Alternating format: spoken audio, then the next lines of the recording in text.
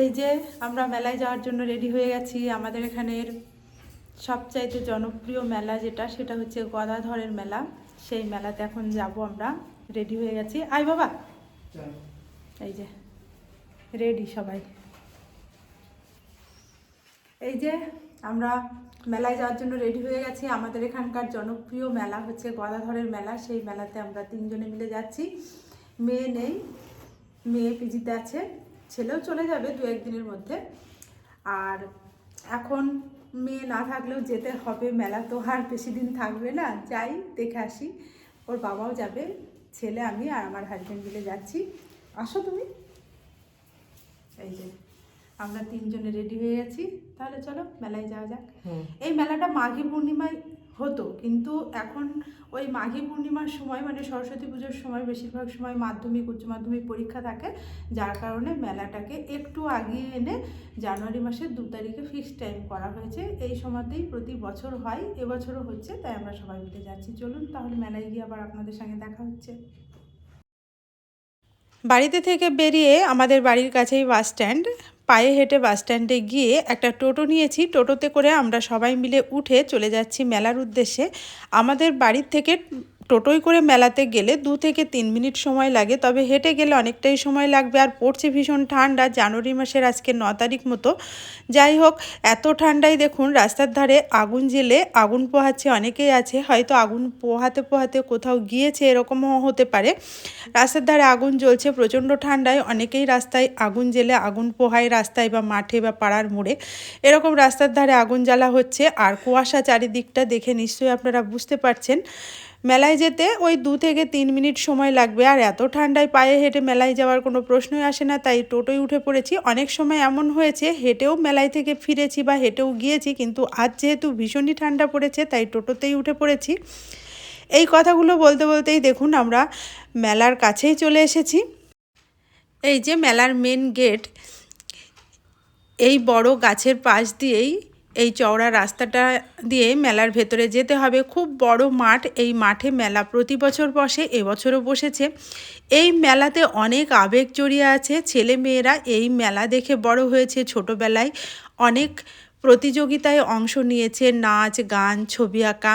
ছবি আঁকায় প্রতি বছরই আমার ছেলে মেয়ে এই মেলাতে প্রাইজ পেয়েছে। এবছর ওরা বড় হয়ে গেছে, মানে এবছর বলে না, গত কয়েক বছর থেকে আর মেলাতে সেভাবে আসা হয় না। মোটামুটি 4 থেকে 5 বছর পর আমি ছেলেকে নিয়ে মেলায় আসছি। মেলার মেন গেট দিয়ে এখন মেলার ভেতরে ঢুকছি।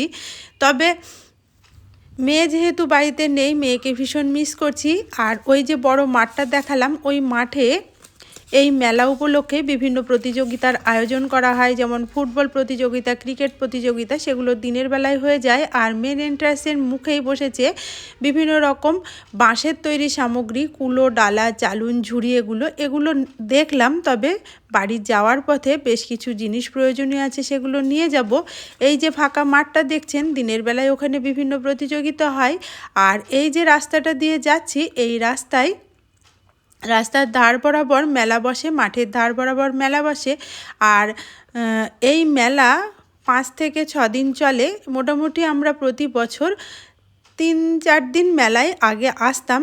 আজকে প্রথম আসছি, এবছর 4 থেকে 5 বছর পরে মেলায় আসছি, কারণ বেশ কয়েক বছর ছেলে মেয়ের পড়ানোর সূত্রে আমি বাইরে ছিলাম। মেলা যখন হতো ওদের পড়াশোনা বা পরীক্ষা এরকম থাকতো, আসতে পারতাম না। এবছর ছেলে বাড়িতে আছে, ছেলেকে নিয়ে আসছি। মেয়ে নেই, মেয়েকে নিয়ে আসতে পারলাম না, ভীষণ মিস করছি। তাহলে তো চলে আসলাম আমরা ব্লগে ম্যাডাম। এই মেলাটা বহু পুরনো, 66 বছর আগে কবি বিজয়লাল চট্টোপাধ্যায়ের হাতে এই মেলার সূত্রপাত হয়। আর এই মেলা বসে এই মন্দিরে যে গদাধর ঠাকুর আছে, সেই গদাধর ঠাকুরের পুজো উপলক্ষে মাঘী পূর্ণিমাতে। তবে ওই যে প্রথমে বললাম যে ছেলে মেয়েদের সেই সময় পরীক্ষা থাকে, যার কারণে মেলাটা একটু এগিয়ে এনে জানুয়ারি মাসের 2 তারিখে ফিক্সড করা হয়েছে। সেই সময় এখন কয়েক বছর থেকে বসছে।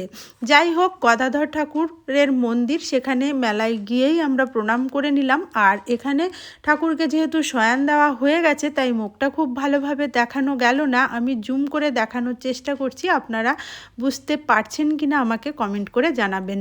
ঠাকুরের মন্দিরে প্রণাম সেরে নিয়ে আমরা এবার মেলায় একটু ঘোরাঘুরি করব। কোথায় কীভাবে ঘুরছি, কী খাচ্ছি, কোন রাইডে উঠছি আপনারা দেখতে থাকুন, আশা করছি ভালো লাগবে।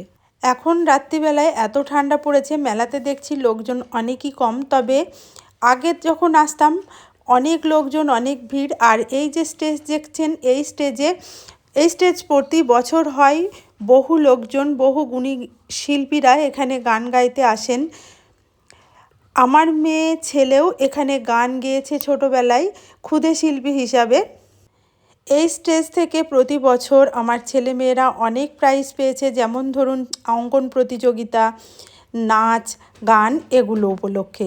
এগুলোও এই মেলাতে দিনের বেলায় অনুষ্ঠিত হয়। এখন যেহেতু ওরা বড় হয়ে গেছে, ওরা আর এই প্রতিযোগিতায় অংশ নেয় না, নিতে পারে না, বাইরে থাকে, পড়াশোনা করে, এই কারণে। আর এখন আমি এই যে রাইডগুলো আছে, রাইডের এই দিকে চলে এসেছি। এখানে আছে ব্রেক ডান্স, আর এই দিকটায় আছে ছোটদের জন্য বিভিন্ন রকম রাইড, যেমন এই যে নৌকা রাইড আছে, তাছাড়া আছে টয় ট্রেন। টয় ট্রেনে বাচ্চারা চড়তে ভীষণই ভালোবাসে, দেখবেন ওদের পছন্দের একটা রাইড হচ্ছে টয় ট্রেন। আমার ছেলে মেয়েরা ছোটোবেলায় খুবই চড়েছে। আর এই যে স্টেজ দেখছেন, এই স্টেজে শিল্পীরা গান গাইছে, ছেলেও গান গেয়েছে, মেয়ে গান গেয়েছে, সেই সব পুরনো স্মৃতিগুলো ভীষণই মনে পড়ছে। এই মেলা আমার কাছে ভীষণ আবেগপ্রবণ, অনেক স্মৃতি বিজড়িত এই মেলা। আর এই যে রাইড, এই রাইডে নিজে ছেলে মেয়েকে নিয়ে বহুবার চড়েছি। এবছর কিন্তু কোনো রাইডেই আমার চড়া হলো না। ছেলে যেহেতু বড় হয়ে গেছে, এই রাইডগুলোতে চড়তে পারবে না, ওরা এখন ব্রেক ডান্সে চড়তে চায়, কিন্তু আমি তো চড়তে পারবো না, আমার ব্রেক ডান্সে ভীষণই অসুবিধা হয়, এই আর কি। মেলার যে স্টেজ, এই স্টেজে একটু রাতের দিকে গুণী শিল্পীরা এসে গান গায়। আর সন্ধ্যার প্রোগ্রামে লোকাল যে বাচ্চারা থাকে তাদেরকে সুযোগ দেওয়া হয়, লোকাল শিল্পীদের সুযোগ দেওয়া হয়। সেই সূত্রেই ছেলেমেয়েরা এই স্টেজে বহুবার উঠেছে, অঙ্কন প্রতিযোগিতায় প্রাইজ নিয়েছে, সেই সব প্রাইজ ঘরে রাখাও আছে, দেখলে হয়তো আমার ব্লগে আপনারা দেখে থাকবেন। আর এখন চলে এসেছি আমরা চায়ের দোকানে, চা খাবো বলে। খুবই ঠান্ডা পড়েছে, এত ঠান্ডা পড়েছে দেখলেন তো, আমি মাথায় চাদর মুড়ি দিয়ে নিয়েছি, ঠান্ডা যেন সহ্য হচ্ছে না। আজকের তাপমাত্রা ছিল 9 ডিগ্রি। এই ঠান্ডার মধ্যে মেলা দেখতে আসলাম ঠিকই, কিন্তু মানে প্রচণ্ড আবেগপ্রবণ হয়েই মেলাতে এসেছি, মানে দেখার খুবই ইচ্ছা। এখানে হচ্ছে তন্দুরি চা, তন্দুরি চাটা দেখুন কিভাবে রেডি করছে, সেটার একটু ভিডিও ক্লিপ আপনাদের সঙ্গে শেয়ার করছি। এই তন্দুরি চাই আমরা খেয়েছিলাম, ভীষণ ভালো লাগে, মাটির একটা সুন্দর গন্ধ থাকে। তন্দুরি চা আমাদের এখানকার লোকাল কোনো দোকানে থাকে না, বাজারে যে দোকানগুলো আছে এই রকম মেলাতেই আসে, সেই সময় খাওয়া হয়। আর এত ঠান্ডা পড়েছে, এই চাটা খেতে কিন্তু ভীষণই ভালো লাগবে। আর আজকের ব্লগটা কেমন লাগছে অবশ্যই কমেন্ট করে জানাবেন। ভালো লাগলে মাই কোজি লাইফস্টাইল চ্যানেলটি সাবস্ক্রাইব করে আমাকে সাপোর্ট করার অনুরোধ জানালাম। চলুন তাহলে, এই যে বড় মাঠ দেখছেন, এই মাঠের চারপাশ দিয়ে মেলা বসেছে বললাম, সেটা তো দেখালাম আপনাদের। আর এখন চলে এসেছি মেলার ভেতরে মনোহারীর দোকানে, হরেক রকম যে মালপত্র বিক্রি হয় সেখান থেকে বেশ কিছু প্রয়োজনীয় সামগ্রী নিচ্ছি, সেগুলো বাড়িতে গিয়ে আপনাদের দেখাবো। এই যে এই প্যাকেটের মধ্যে বেশ কয়েকটা চামচ নিয়েছি, আর তেমন বিশেষ কিছু নেওয়া হয়নি। এখন চলে এসেছি জিলিপির দোকানে, জিলিপি নেব। আমার শাশুড়ি মা জিলিপি খেতে ভীষণ ভালোবাসেন, ওনার জন্য নেব আর আমাদের জন্যও নেব। উনি তো আমাদের সঙ্গে থাকেন না, আমাদের যে আসল বাড়ি, আমরা বাড়ি তো আলাদা তৈরি করেছি, মানে শ্বশুরবাড়ির কাছেই আলাদা বাড়ি তৈরি করা হয়েছে, সেখানে আমরা থাকি। আর শাশুড়ি মা আসল বাড়িতে থাকেন, ওনার জন্য আলাদা প্যাকেটে নিলাম, সেটা ওনাকে পাঠিয়ে দেব। আর এরপর নিচ্ছি, আর আমাদের জন্য আলাদা নিয়েছি, এবার নিচ্ছি মালপোয়া। আমরা মেলাতে সেরকম খাই না, বাড়িতেই বানাই, তবে ছেলের খেতে ইচ্ছে হলো যে মালপোয়া খাবে, তাই 3 জনের জন্য 3টে মালপোয়া নিলাম, বেশি মালপোয়া নিইনি, কেননা মিষ্টি সামগ্রী বেশি খেতে ইচ্ছে করে না, এই আর কি। যাই হোক, মালপোয়া নিয়ে খেলাম আর জিলিপিটা বাড়িতে নিয়ে আসলাম। আর জিলিপি ভাজছিল, দেখুন কত সুন্দরভাবে তেলের ওপরে জিলিপিগুলো ভাসছে, একবারে গরম জিলিপি, খেতে কিন্তু ভীষণ ভালো ছিল। মেলাতে একটা জিলিপি আমরা খেয়েছিলাম, জিলিপিটা খেতে ভীষণ ভালো ছিল। আর মালপোয়াটা এখন খাওয়া চলছে। আজকের ব্লগটা আশা করছি আপনাদের ভালো লাগবে। আর এখন চলে এসেছি পাঁশকুড়ার চপের দোকানে। গরম গরম চপ আর ধোঁয়া ওঠা গরম, মানে গরম বলতে কি একেবারে ধোঁয়া ওঠা গরম, খাওয়া যাচ্ছিল না। চপটা খেতে অন্তত পক্ষে 10 মিনিট সময় লেগেছিল। কেমন ধোঁয়া উঠছে দেখলেন?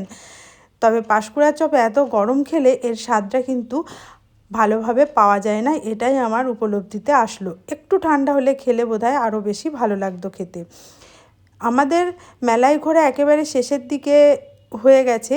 এখান থেকেই আমরা বাড়ির উদ্দেশ্যে বেরিয়ে যাব। এখন ঢুকেছি একটা বড় দোকানে, সেখানে খাওয়ার ইচ্ছে আছে মোগলাই পরোটা। ছেলে মোগলাই পরোটা খেতে ভীষণ ভালোবাসে, তাই ছেলে যেটা খাবে সেটাই অর্ডার দেওয়া হলো।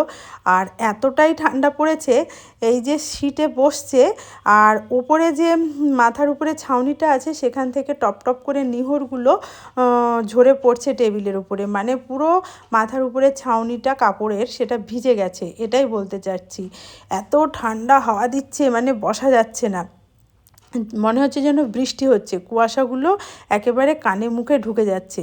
যাই হোক, ছেলে তো অর্ডার দিয়ে এসেছিল, টিকিট দিয়েছিল, টিকিট অনুযায়ী আমরা বসার সাথে সাথেই খাবারটা সার্ভ করে দিয়েছিল।